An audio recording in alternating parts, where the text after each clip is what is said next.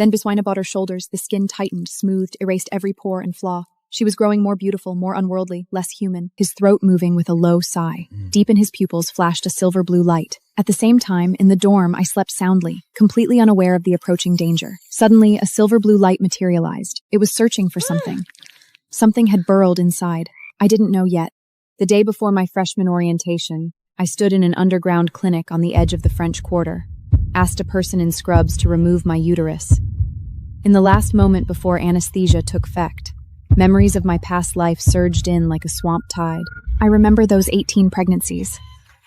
Each time, the swelling came without reason. Each time, my body was nurturing a life that could never be mine.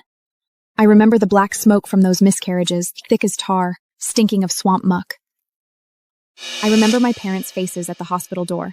I have no daughter as shamless as you. I remember Caleb's voice, his well-rehearsed disgust. Why don't you just die, you shameless whore? I remembered losing my scholarship, every whisper in the hallway. I remembered kneeling before Moira, begging her to tell the truth. She lowered her eyes, the hint of a smile on her lips. I remember at the end, she put her hands on my chest and pushed me down the stairs. My postpartum body didn't even have time to cry out. Blood spread from the back of my head and drowned out all sound. When I opened my eyes again, I was standing under the blazing Louisiana sun in late August, clutching my orientation form, my chest beating with a second chance. Miss Holloway, your cervix shows mild lesions, but not nearly enough to warrant removing your entire uterus. At your age, this surgery is unnecessary. I understand. It would be permanent. I won't have it, Adeline. Ever. There are some things in this world I would rather never take root inside my body. Her expression flickered for a moment. Some kind of understanding.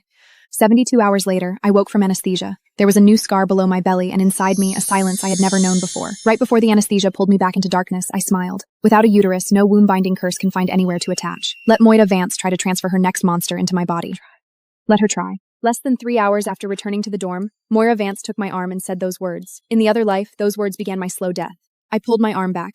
I have a boyfriend, Moira. Caleb? Caleb doesn't count. I'm talking about experiences that can change you. Another roommate, Daphne, a straightforward girl from Baton Rouge, looked up from her textbook. Such outdated fear. We're college students now. We should learn to embrace new worlds, not tremble at old rules. Take these. Call it my apology ancestral swamp recipe. Made with coral powder, coconut powder, and other ingredients my grandmother taught me to harvest from the swamp. Our drink a cup before bed was there long before Vor Louisiana week won't touch your skin. Daphne and the other two roommates couldn't wait to brew the tea. A smell filled the room. Floral, mineral, and something deeper. Like wet earth after floodwaters receipt. Like something kept too long in the dark.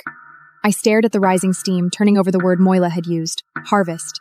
In my past life, I would have thought she meant herbs. Now I knew she meant something else. Mira, you're the only one who hasn't had any. I can't drink herbal tea. I'm allergic. When did you become allergic?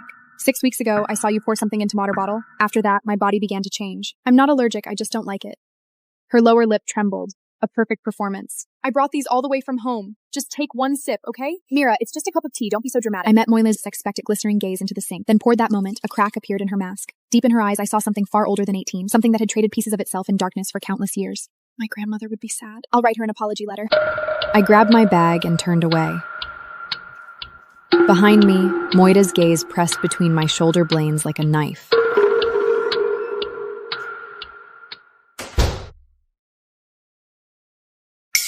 That night at the freshman bonfire, someone handed me an ice-cold bottle of water. I took a sip and immediately knew something was wrong. That damp, earthy taste. That mineral smell. I spit it out, but too late. A big mouthful had already gone down. Across the fair, Moira raised her own bottle in a toast toward me. For the next date in the bathroom, trying to expel what I had swallowed along with the fear in my memories.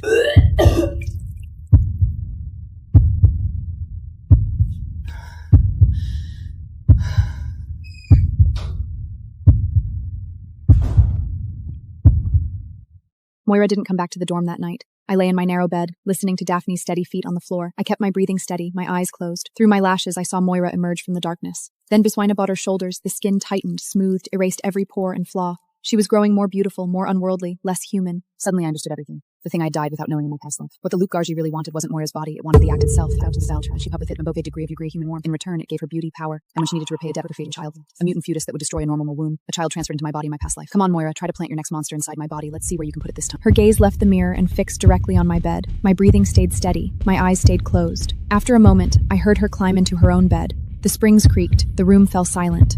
Outside the dorm window, deep in this voice sounded like hunger, like a contract, like an unquenchable desire. The day after orientation week ended, I didn't go to class. I went to the university hospital's pathology department and asked for a full blood workup, 6 vials of blood. As I walked out of the hospital, the sun was setting along the Mississippi, but under blood in the microscope, the tech New Orleans found something unusual. I asked to see the slices myself.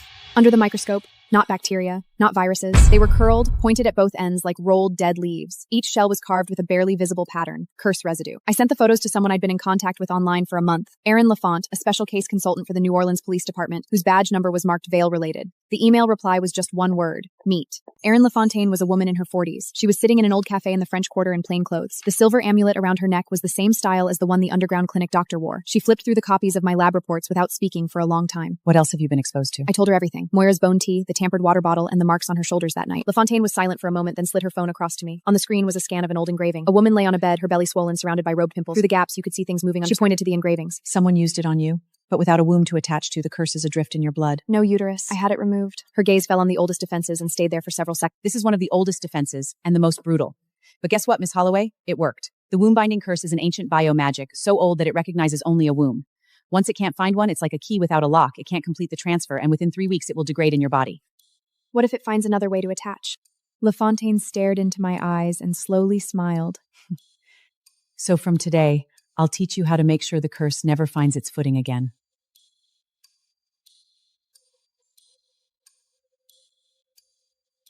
Over the next month, my body began to gain weight uncontrollably. I gained over 10 pounds in a month, my belly clearly swollen. I could hear the whispers from classmates as I walked by. Mira, have you seen Caleb's lately? No. We've been busy with competitions and haven't been in touch. Daphne's gaze flicked over my belly, hesitating to speak. That afternoon, in the library stairwell, I suddenly smelled a swampy odor. The nausea hit my throat. I rushed into the bathroom and vomited for 5 minutes. When I came out, several girls were watching me from the end of the hall. I knew those looks too well. In my past life, they followed me until death. Back in my dorm, there was a note on my bed, scrabbled but very recognizable. I reached up and undid the laces of my gown myself. Since Alpha Ethan, my childhood sweetheart, dumped me, I've been the pack's dirt nothing but the lowest slave.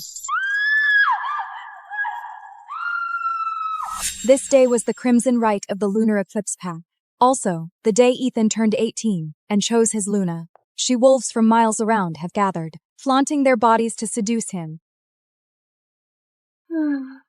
And then there's me, Chloe, daughter of the Alpha of the Silver Pack. Yet I stood at the very back in disgrace because I hadn't awakened my wolf. Ethan stepped off his throne, flirting with the she-wolves who shamelessly bare their chests. As he laughed his way through the crowd to me, I clenched my fists, barely suppressing the urge to shake with grief. Chloe.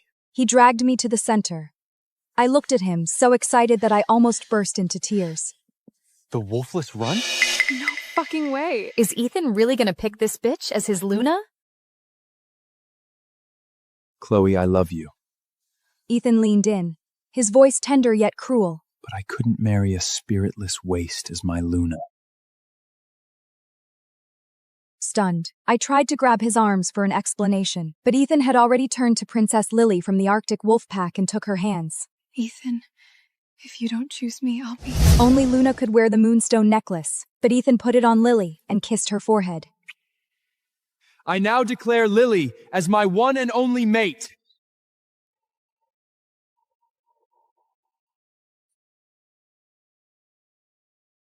Lily smirked and stepped toward me. She leaned in, flicking the moonstone at her neck with a mocking grin. Chloe, you don't even have a wolf spirit, yet you still think you stand a chance? You spiritless waste. You are no princess but a damn slave. I ignored her and reached for Ethan's arm. I looked at him with pleading eyes. Ethan, please. This is my last chance. If you don't pick me... I didn't have the wolf, but every pack knew me for my beauty. This was why Ethan fell for me in the first place. If Ethan didn't choose me this time, my stepmother was going to send me to that monster, the Lichen King. Before I could finish, Lily slapped me to the ground. Her sharp nails tore into my skin, leaving bloody gashes across my face. A wolfless bitch like you? Trying to seduce the Eclipse Alpha? Forget it. Ignoring the blood dripping down my face, I scrambled forward a few steps.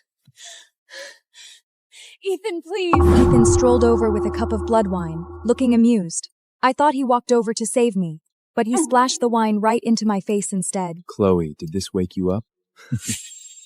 The Luna wants an apology. Start talking now. The pack erupted in laughter. Holy shit, did she just disrespect the Luna? A total nobody thinks she's a somebody. What a joke. I clenched my teeth, my vision blurred by tears as I looked at their mocking faces. This was my last chance to stay by his side, if he decided to abandon me at the Crimson Rite. Sweetheart, why are you making trouble for our Alpha and Luna? My stepmother Vivian pushed through the crowd. She seemed to help me up gently, but hissed a warning into my ear. Chloe, play along. Don't disgrace the Silver Pack. Vivian, We raised you for 18 years. Is this how you pay us back? She squeezed my swollen face and started shoving me around. I was forced back until my spine hit the cold stone pillar. Doesn't want you anymore. Who are you even wearing this for? A wolfless runt like you doesn't deserve the Silver Clan's colors. Lily giggled, leaning back into Ethan's embrace. Aunt Vivia, let her strip on her own. That's right. Strip! Someone in the crowd caught the spark, and then the whole room erupted. That's right! Strip, strip! The chanting grew louder, surging toward me from every direction like a suffocating she. Wolves sent by various packs ended up as corpses dumped in the wasteland. Which is it?